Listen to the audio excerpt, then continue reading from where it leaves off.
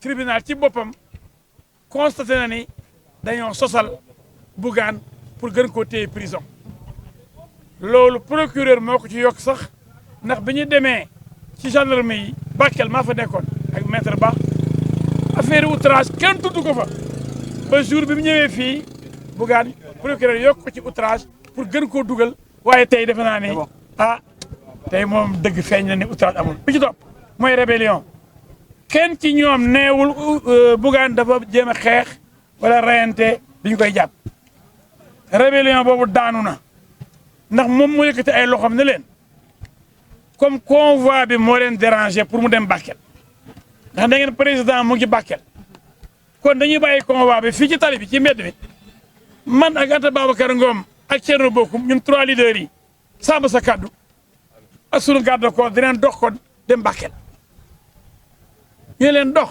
déedéet du ngeen Bakel ngeen dul dem ñu leen non mais ak tànk ko bàyyi ngay convoi bi dem convoi bi dafay toog ñun ñu dox dem Bakel ñu leen du ngeen dem Bakel kat day Bougane leen ñoom ñëpp wax nañ ko de xalaat kon da ngeen may jàpp vous m'arrêtez je marche ou vous m'arrêtez parce que man damay dox dem ñu ne ko jàpp comme yaari nañ la jàpp nañ la sama sol am yaari nañ la jàpp nañ ci lan ci ndenge da ngay dox dem Bakel comme convoi bi déranger nit ñi da ngay dox ñu ne non léegi jàpp nañ ne prison nga jëm kenn amul droit dox dugg ci dëkk boo xam ni président moo fa nekk président bu demee seeti sëñ Mountakha Touba kon kenn warul jógee Mbàkke dugg Touba kenn warul jógee Daaru Muxti dox dem Touba kenn warul jóge Daaru Salaam dox dugg Touba ndax Touba ca Daaru Minam xalif bi bëgg recevoir président de la République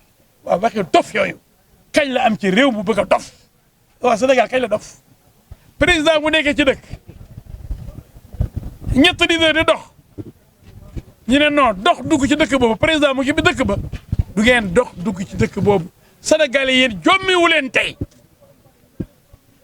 question yi bu ñu koy posé gars yi dañoo rus ñoom ñu doon posé question yi soi-disant ay gendarme ñu ne ak capitaine mu arrêté Bougane mu arrêté convoi bi waaw mais convoi bi la war a arrêté mais pas dox ñu ñi dox convoi bi moom arrêté nañ ko amul refus d'obtempérer arrêté nañ ko mooy 3e infraction bi convoi bi forcé wul baare ay barrage dafa droité ni leen comme sunu convoi bii jekk ba dee war a dem dimbale ji néew doole yi ñi ñàkk lépp ñi ndox bi dugg seen kër ba nangu seen kër yi comme ay ngeen ñu convoi bi dem te ne convoi bi ni mu jekkee oto yi di ñu rafetee ni ñu àndee jaagar yi dugg ci dëkk bi xëy na fekk bay oto yu ànd ak président Maguette Koubidas xëy na loolu moo leen metti ñu ne non surtout que ñoom indiwuñ benn ndimbal fa ñuy jëm ñu ne déedéet du ngeen dugg ñu ne waa kon convoi bi na toog ñun ñu dox ci dox boobu nag ñu ne leen amu leen droit dox loolu infraction la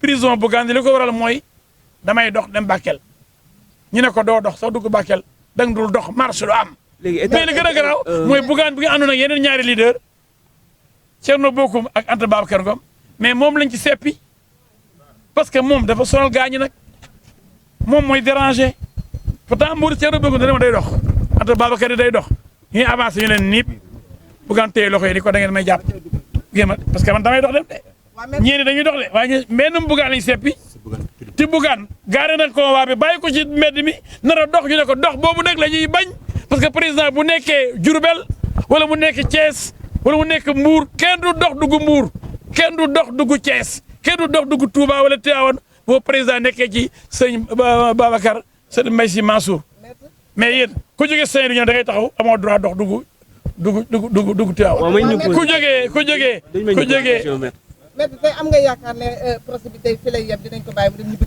bu fekkee ni kay amuñ intention téye ko prison ndax li fi nekk nii de wala ne Bougane du bandi jaayul drogue rayul nit mbëkkul benn gendarme saagawul benn gendarme bañ ne ko toogal dafa oto yi wàcc ba wàcc liñ ko téye daal mooy damay dox dem Bakel ku la wax leneen day wax lu ko neex damay dox bu ngeen mën arrêté ma bàyyi fi convoi bi dox ñu ne ko doo dox kon yaa ngi prison loolu nag tey buñ ko bàyyiwul nga xam ne am na leneen loolu ci làqu buñ bàyyiwul tey Bougane Sénégal yëpp maa ngi leen xam leen ni kon dafa am lu ci làqu xëy na li ko tere def campagne ba léegi li tax ñu téye ko def teguñu ko fenn kon mooy continuer kon xanaa loolu rus nañ ko def tribunal bi ma gis ñi ñu déglu gëwuma ni dina def ëllëg lu ñu di xeebee. d'accord ñëpp a gis ni mu demee. à votre avis maître à votre avis lan moo nekkoon état d'esprit bi nga jàkkaarloo moom nu mu meloon devant la barre. Bougane gisoo ko muy jongle gisoo ko mu mel ni champion d'Afrique gisoo ko muy toj affaire yi leer du dugal ay but du dugal ba gars yi jaaxle procureur jaaxle ñëpp jaaxle gars yi dañuy wax bu ñu xool di waa kii lu ñu ko indee fii sa waay tooñ nañ ko de kii lu ñuy def fii place bandi yi ñu daan ëndandoog moom muy tëdd ci lali bandi yeeg néegu bandi yi kii bandi la kii di dimbale ñu sonn indi ay ndimbal lii la mérité damay dimbale waa Bakel yi sonn lii la mérité yéen waa Sénégal ku waxul dëgg wax ca des yàlla nañu yàlla musal ci dul dëgg yàlla yàlla dimbale ba tribunal bi yàlla leeral xelam teg ko ci siraatal mustaqima boo attee dëgg ndax loo atte fii dëgg ko attewaat ëllëg cey yàlla am na de ëllëg dañ ko sóoraale gars yi tooñ baaxul tooñ baaxul. En français. Résumé en français, monsieur Maître Diouf. Ce qu'on peut vous dire, c'est que vous avez constaté vous-même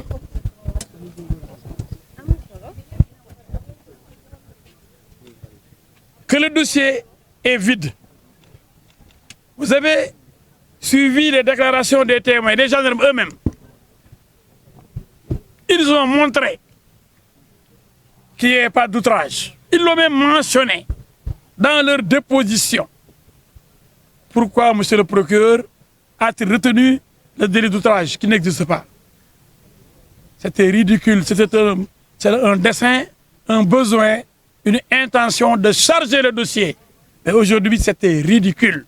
Pour la deuxième infraction, la rébellion, tout le monde a montré, y compris les gendarmes témoins, que Bougane n'a fait aucune résistance et qu'il s'est même rendu en disant clairement aux gendarmes que si je ne marche pas vers Bakel, arrêtez-moi. Et le capitaine de lui dire, comme vous voulez que je vous arrête, M. Gueye. Donc on a arrêté Bougane parce qu'il a voulu se rendre à pied à Bakel, abandonnant même son cortège. Mais malgré tout, on l'a arrêté. Pourtant, il était en compagnie de Anta Babacar Ngom et de Thierno Bokoum. Mais qui n'ont pas été arrêtés. Donc c'est Bougane qui les intéressait. Parce que Bougane dérange dans ce pays. Vous tous, vous le savez. Bougane dérange. Bougane dérange. Bougane dérange. Il fallait l'arrêter et l'empêcher de battre campagne, de participer à la campagne électorale qui a déjà démarré. C'est injuste. Pour la troisième infraction, la contravention, le refus d'obtempérer. Mais non, on a montré aujourd'hui que Bougane, chaque fois qu'on lui a demandé de s'arrêter, il s'est arrêté. Il s'est exécuté. Il a obéi aux ordres des gendarmes. C'est pourquoi même il avait décidé de marcher en abandonnant son cortège. Donc en disant qu'il y a refus d'obtempérer, on raconte des histoires. Donc aucune infraction n'est constituée dans ce dossier. Il y a un souci manifeste de faire mal, de l'envoyer en prison. Et qu'est-ce qu'il a fait? Aider les populations. Vouloir aider des populations sinistrées, des populations chassées de leur maison par les eaux, des populations qui sont dans la misère. Et il a l'habitude d'aider les populations en difficulté, aussi bien celles de Kerbassar, les populations de Kerbassar, celles de Touba et ailleurs, et même aujourd'hui, les populations de Bakel. Et ça dérange quand les autres ne font rien. Et ayant tous les moyens, ayant le pouvoir, ne font rien. Lui, il fait. Mais ça frappe la conscience de ceux-là qui n'ont rien fait. Et qui doivent faire, et qui peuvent faire.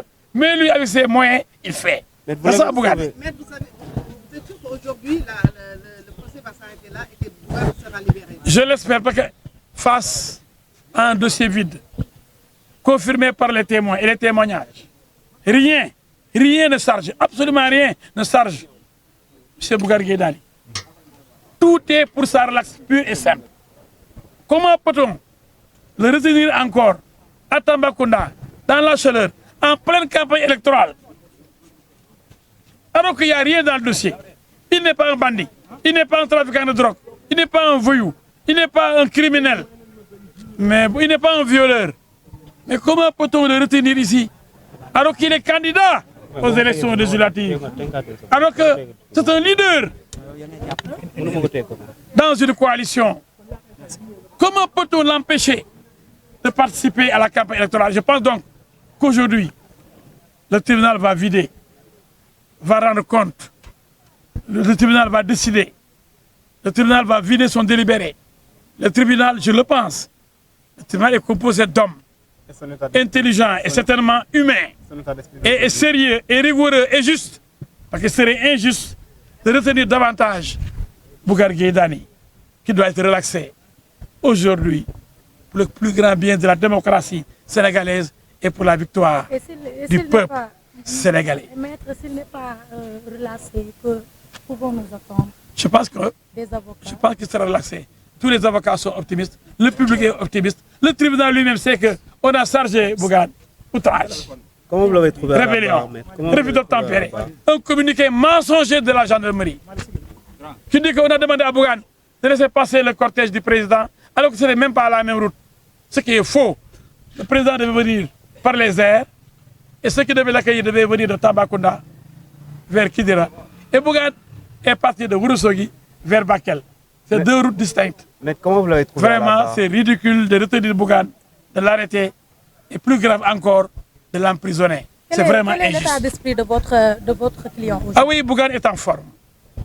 Il ne mange pas depuis plusieurs jours, mais il me dit je bois, je dis Bougane tu vas mourir. Ah oui? Il me dit non, vous m'avez vu, en grande forme parce que j'ai la foi dans la dignité et je veux me tester moi-même pour savoir jusqu'où va ma résistance et ma résilience. Cet homme est un modèle de courage, de dignité, de persévérance dans l'effort, d'abnégation, de résilience. Cet homme, aujourd'hui, sa place, c'est parmi les leaders politiques de ce pays. Ce n'est pas là-bas, à la prison de Tambacounda, où dorment des criminels de toutes sortes, des bandits, des voleurs, des escrocs. Nous sommes optimistes. Merci beaucoup. Parce que la victoire est au bout de l'effort aujourd'hui. Et nous allons gagner, Inch'Allah. Et je le pense. donc voilà ñu jàpp ni kon dégg ngeen li fi wax léegi kii di maître El Hadj Diouf mi nga xamante ni moom mooy avocat bu kii di Bougane Gueye Dany moom moo yëkkati kàddu yooyu kon nag jàpp nañ ni moom ànd naag xel mu dal ndax moom maître El Hadj Diouf jàpp nañu daal kon Bougane Gueye Dany dañ koy bàyyi loolu daal la yaakaar am na ci yaakaar bu baax a baax ndax nee na li nga xamante ni moom moo di liñ ko doon toppee daanaka dafa dikk ay mbir yoo xamante ni lu ci ëpp daal di nañu ko faxas ginnaaw loolu yi tamit mën nañ jàpp ci li ñu nangoo ci ñi nga xamante ni ñoo di sunu naatangoo yi nga xamante ni ñoom ñoo nekkoon ci biir salle bi liñ ci mën a jàpp daal moo di bu dee ñetti gendarme ñoo chargé woon ki nga xam ni moo di Bougane Gueye Dany nee nañu ñaari gendarme yi nga xam ne ñoo ko njëkkatee ci fi nga xamante ni foofu la toll woon ci barrage bu njëkk bi ñaari gendarme yooyu ñoom déchargé nañu kii di Bougane Gueye Dany maanaam la ñu wax ni ñoom loolu lañ jàpp loolu lañ joteek moom ñoom faxas nañ ko ba mu set waaye nag terewul ka nga xam ne moom mooy seen kilifa moom ma ngay chargé ki nga xamante ni moom moo di Bougane Gueye Dany kon nag maître El Hadj Diouf jàpp ni ñaa wax yu waroo yooyu ci benn kàddu war na mën a tax ba ki nga xamante ni moo di Bougane Gueye Dany ñu féexal ko moom Bougane Gueye Dany nag mën nañ jàpp ni daal ci biir procès bi nekk na koo xamante ni ànd naag dal moom Bougane Gueye ànd naag sérénité ànd naag xel mu dal ànd naag li nga xamante ni moom moo di xelam ba tax na daal nee nañu Bougane Gueye lépp loo xamante ni laaj buñ ko laajoon la moom tontu na ci ba mu mat sëkk kon loolu li nga xamante ni maître El Hadj Diouf xamle na ko fii bi mu génnee ñu leen di fàttali nag ñu ngi fii ci tribunal bu grande instance bu Tambacounda li ñu fiy def nag du dara lu dul fekkee teew li nga xamante ni moo di procès di jàkkaarloo ak Bougane Gueye Dany bi nga xamante ni ak kii di atekat bi ci lañ ko doon toppee ca Bakel loolu nag ci pause lañ toll balaa ñuy delluwaat ci foofu nga xam ne moo di tribunal jërë ngeen jëf.